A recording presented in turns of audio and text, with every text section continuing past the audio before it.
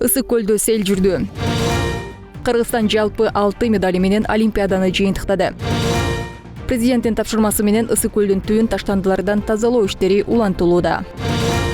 Париждеги жайкы Олимп оюндарында балбан Айпери Медет кызы 5-орунду ээледи. Айпери Медет кызы 76 килограммга чейинки салмак ченинде коло үчүн беттешти Кубанын спортчусу Марин Патрилья менен күрөштү. Белдеш 6-0 эсебинде аяктап, Айпери Медет кызы жеңишти тартырып жиберди. Беттештердин жыйынтыгы менен Айпери Медет кызы өз салмагында 5-орунга жайгашты. Буга чейин Медет кызы 8-1 финалда кытайлык Ван Сюзанды 4-1 эсебинде, чейрек финалда индиялык Худа Ритиканы 1-1 эсебинде уткан. Бирок жарым финалда кыргыз балбаны АКШнын спортчусу Кеннеди Блейдске 6-8 эсебинде жеңилген.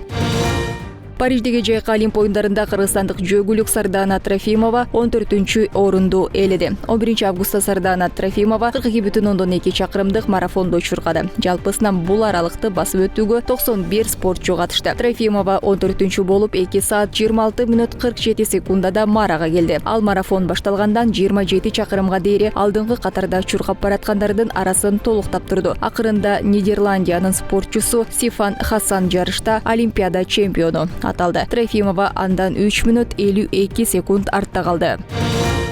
Ысык көлдө сел жүрдү. Өзгөчө кырдаалдар министрлиги билдиргендей, Ысык көл облусунун Ысык көл районунда нөшөрдөп жааган жамгырдын кесепетинен Чолпон Ата шаарынын 9 булак тилкесиндеги коктуу колоттордон аккан суулар көчүлөрдү. Ошондой эле Боз Тери, Бактуу, Дөлөнү Туу айылдарынын бир нече көчөлөрүн жана Булан, Сөгөттү айылын сел суулары каптаган. Жерине өзгөчө кырдаалдар министрлигинин Ысык көл райондук өзгөчө кырдаалдар бөлүмүнүн ыкчам топ жана райондук жарандык коргонуу кызматынын күч каражаттары таратылууда. Куткаруучулар тарабынан Бактуу, Дөлөнү Туу айылынан бир үй бүлө коопсуз жайга убактылуу көчүрүлдү.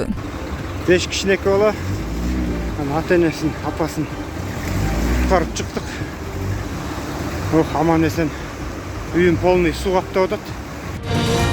Президент Садыр Жапаровдун тапшырмасы менен 11-августта өзгөчө кырдаалдар министрлигинин суучулдар тобу ысык көлдү таштандылардан жана балык кармоочу торлордон тазалоону улантууда. Өлкө жетекчилиги тарабынан биосфералык зонадагы экологиялык кырсыктын алдын алуу жана ысык көлдү сактоо максатында ысык көлдү сактоо жана экологияны сактоо боюнча зарыл чаралар көрүлүп жатат. Өзгөчө кырдаалдар министрлигинин суучулдары ысык көлдүн түбүн таштандыларын тазалоону улантууда. Көлдү тазалоо иштери 2023-жылдын 12-мартында Президент Садыр Жапаровдун жарлыгы менен башталган. 2023-жылдын жыйынтыгы боюнча суучулдар 22.545 килограмм ар кандай таштандыларды жана 218.100 метр балык улоочу торлорду алып чыгарды.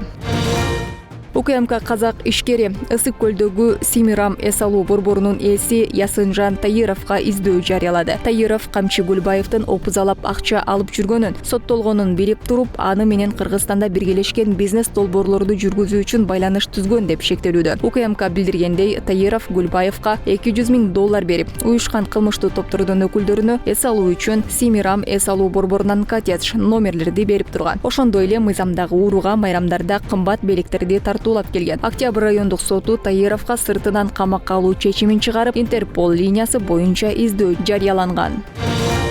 Парижде 33-чү жайкы Олимпиада жыйынтыкталды. Франциянын борборундагы Стад де Франс стадионунда мелдештин жабылыш аземи өттү. Иш-чарада Париж 2024-жылдагы Олимпиада өткөрүү укуктарын 2028-жылды утурлай Лос-Анджелеске салтанаттуу түрдө тапшырды. Эми туура 4 жылдан кийин 34-чү жайкы Олимп оюндары АКШда өтмөй болду. Бул ирет Париждеги жайкы Олимпиада оюндарына 206 мамлекеттен 10.500 спортчу катышты. Анда спорттун 45 түрү боюнча 329 медальдардын топтому ойнотулду. Олимпиадага Кыргызстандын 16 спортчусу сууда сүзүү, спорттук күрөш, жеңил атлетика, дзюдо жана бокс боюнча мелдештерде күч сынашты. Жалпысынан Кыргызстан Олимпиадада 6 медаль, 2 күмүш, 4 коло утту. Муну менен Олимпиаданын тарыхында Кыргызстан 14 медальга ээ болду. 206 өлкөнүн ичинен медальдардын саны боюнча алдыңкы 5-тикке биринчи орунда 126 медали менен АКШ жайгашса, экинчи орунда 91 медали менен Кытай, үчүнчү орунда 45 медали менен Япония, 4-чү орунда 53 медали менен Австралия, 64 медали менен 5-чи орунда Франция ээледи. 6 медали менен Кыргызстан 68-чи орунга чыкты. Ал эми коңшу Казакстан 7 медали менен 43-чү орунда. Өзбекстан 13 медали менен 13-чү орунда турат. Эми 28-августтан 8-сентябрга чейин параолимпиадалык оюндар орун алмакчы. Кыргызстандын 4 спортчусу Париждеги параолимпиада оюндарына аттанышат.